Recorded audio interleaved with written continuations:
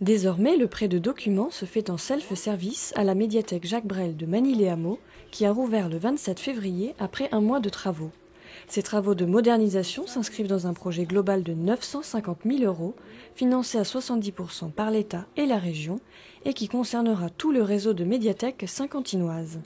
L'équipe de la médiathèque a encodé les 23 000 documents que nous avons en fond, c'est-à-dire que nous avons apposé sur chaque document de la médiathèque une étiquette RFID, c'est une étiquette d'identification par radiofréquence qui permet en fait d'automatiser les transactions au sein de la médiathèque Jacques Brel.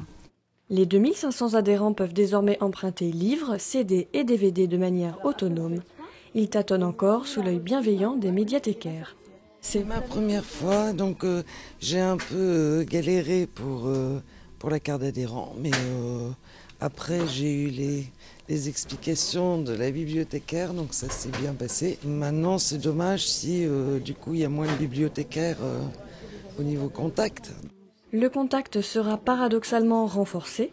L'automatisation permet aux 4 médiathécaires restés en poste de se consacrer davantage à leur cœur de métier, la médiation culturelle.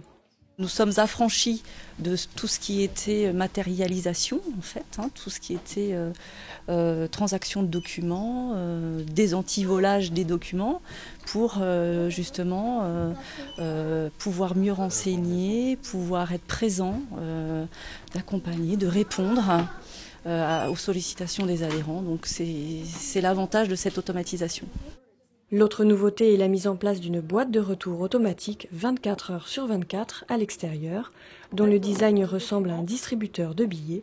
Elle devrait être opérationnelle en septembre, quand la totalité des médiathèques du réseau sera uniformisée par le système de puces. La médiathèque Anatole France de Trappes est la prochaine à se moderniser. Elle sera fermée au public du 2 au 29 avril pour une réouverture le 30.